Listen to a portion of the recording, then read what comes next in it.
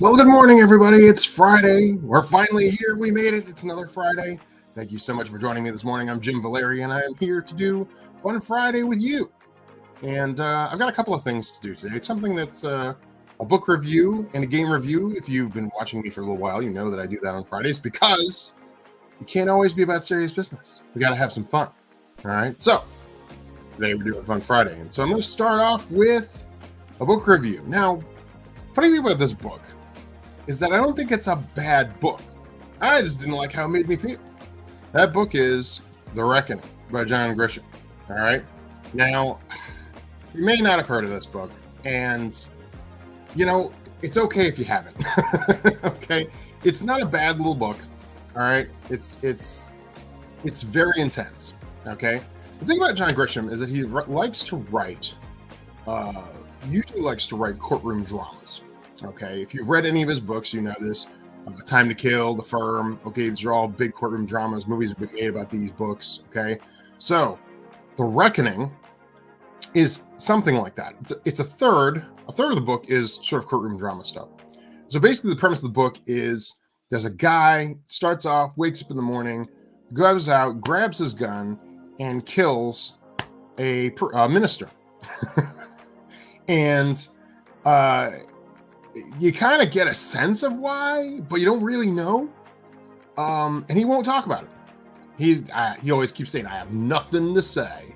All right, and it takes place in the same town that Jake Brigance is in, which, if you read John Grisham's book and the story of, the Jake Brigance trilogy and other books in there, he likes that little town in Tennessee, and so, but it takes place something like, I don't know, like 40, 50 years earlier. Okay. And so this guy goes and shoots this priest, and he ends up getting the death penalty. And meanwhile, he has this large estate, got a big farm, big house. So he's meticulously taking the time to go and make sure that all his affairs are in order because he knows he's gonna get fried for killing this guy. So calamity ensues, and so the first third of the book is the act, and then his, what ends up happening with him. And then we go into his past. We go into his history. He's a war hero. Goes through World War II. Horrible situations in World War II. So you get to liking this guy. Hey, wait a second. This guy's he's a stand-up guy, does some good things here. And then he comes home, and then they kind of bring you back around to the present. The thing about this book that I'm just kind of not crazy about is that it's just not, the whole theme of the book is very, very not fun. Okay, it's an intense book, and you kind of get to a place where you start to like some of the characters, but nothing good is happening to them. So it's a very much so a tragedy kind of book. Okay, so that's one of the things that I'm not too crazy about it. But I mean, you don't know that getting into it. I just figure, it's Grisham. It's probably written well. Sounds good. Let's read it. And I read it, and I'm kind of like, wow, this is kind of glum. This is kind of a sad story. Okay, so but whatever, it's all good. The whole point behind the book, I believe, all right, because if you've read A Time to Kill and some of these other books, you start to understand that Grisham kind of writes some of these stories where somebody does something wrong, but it's for a justified reason, and then they get off. Okay, so he's written a couple of stories where people go and kill people, and then they get off. They don't go to jail. Okay, so this book is, oh my gosh, if you go and do something dumb like that, there's a world of hurt waiting for you. It's very much the pervasive theme in this book. So if you want to go through a real tragic book, if you enjoy tragedies, you want to read a tragedy, John Grisham's The Reckoning is for you. If you don't like that kind of book, that's fine. Then I wouldn't recommend it for you.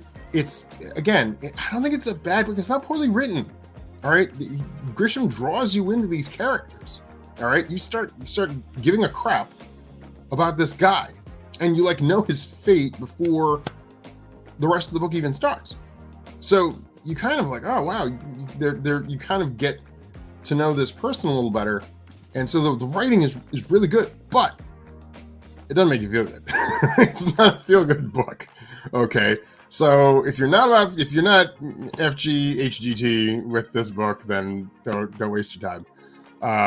But at the same time, if you like Grisham and you like war stories, you like courtroom drama, and you don't mind there being some tragedy in here, because he really gives you one of the key things I really liked about this book is that he talked about Japan in World War II, and we don't really hear a lot about what happened during that time. We hear a lot about Germany and all the different battles in France and across Europe, but we don't hear a whole lot about some of the conflicts that took place near Japan and what Japan was doing. And it was bad. It was really bad. And so John Grisham is giving a little nod to those war heroes who went through that difficult time in World War II. So there's a lot of stuff there that I didn't know about, which is pretty intense. So there's that. John Grisham's The Reckoning. Audiobook if you can do it, because Michael Beck once again is providing his voice to that. So definitely good stuff. All right, let's go on to the more fun part. Game I'm going to review today, Sushi Go. You ever seen this game? This game has apparently garnered some popularity. You can pick it up on Amazon. I'm going to pop the link in the comments here. Pick it up on Amazon for like $12. You can get it if you want to go brick and mortar. I think you can get it at Five Below for like $5. This is the game. If you want to go and take a game with you to keep your kids busy while you're waiting for food at a restaurant, this is the game. Okay, this is something that my wife, in her infinite brilliance, would bring with us to restaurants. All right, and what it is it's this little game, and I'll show you some of the cards here. These cute little anime sushi cards. Okay, sashimi. We got wasabi down here, a little adorable. My personal favorite is the dumplings. Okay, and my daughter's personal favorite, chopsticks. This child eats with chopsticks all the time. I can't even tell you. She's literally said, you know what, if I can pick between a fork and chopsticks, I will use chopsticks every day and twice on Sunday. Anyways, so Sushi Go. It is a fast-paced game, and if your kids can look at characters and count and pass cards around, this is for you. This is it's done by Game Right Games, and it is a fantastic little game. Basically, you go through, you get a hand of cards, and you pick a card that you want. Like, you're trying to create pairs. Ultimately, you try and create groupings, and the more groupings of sushi that you have together, you can make more points. All right. So you take one card. It's like, okay, I'm going to grab chopsticks, and chopsticks is a weird card, so I won't use that as an example. I'm going to grab dumplings. I'm going to put that on the table, and I'm going to hand the rest of my hand to the next person. And so it's this pretty fast-paced thing where everyone picks a card, they pass their hand over, they flip their card over, all right, and then calamity ensues, and you start again.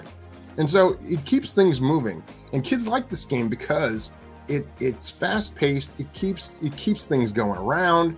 They're not saying, "Oh my gosh, I'm bored." Like, it actually works out pretty well. And then as long as you're keeping score, they can be like, "Oh, hey, I won." Da, da, da, da. All right, and there's different little strategies. If you want to really get intense with the strategy, there's a little bit of that too, because there's game variants and stuff like that. But it's a really great way to kind of keep the kids busy. If you're at the restaurant, let's say it's busy, okay, and they're taking a while to get your food out the door there, okay, this is great for that. It keeps them rolling, and it's a fun little game to play. And so I give this game around a 7. And the reason why I give it a 7 is because right out of the gate, it's not super easy to understand. It's kind of like, when do I take a card? What am I passing over? How often do I do it? When does it happen? Because it's like a 3-round game. So it's kind of like trying to structure a round. All right. So if you're just playing with kids, it doesn't even really matter at the end of the day. You're just trying to keep them busy. Okay. So like the structuring of the game doesn't really matter. So we just got to a point where it's like, who cares about the rules? We're just going to play however we feel like we need to play this game. And then we're going to, get our food and we'll put the game away. So it's not a lot of cleanup because it's just it's a simple card game. I think it's got like 2 decks here. Let's see. It's got a little deck of cards right here.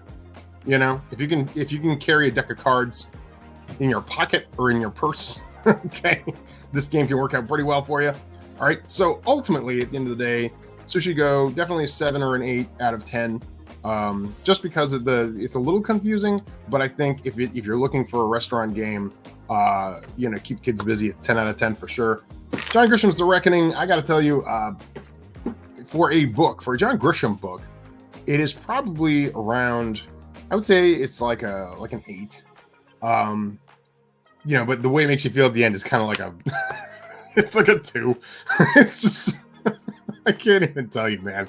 It's not fun. It's not a fun book to read, but it's an intense book. If you like intense books, rock on with John Grisham. So anyways, folks, that's about a wrap for today. Thanks for hanging out with me. Thanks for watching my video. Appreciate it. You know the story. Like, subscribe, notification, follow, blah, blah, blah. Shoot me a comment. You know how it is. I'm just some guy on the internet after all. So if you like what you're seeing here, I will, tune in with me on Monday. I'm going to be doing some more. Next week, I'm actually going to be doing a series on men, and, it's going to be interesting. I haven't quite fleshed it out. There's a few things I want to get into with it, but mostly about how men handle problems, right? We're sort of told to handle problems a certain way. Just suck it up, men. Deal with it. How do you do that? Nobody tells us. I'm going to tell you next week. So have a great weekend. I will see you guys on Monday. Take care of yourselves, and I'll see you then.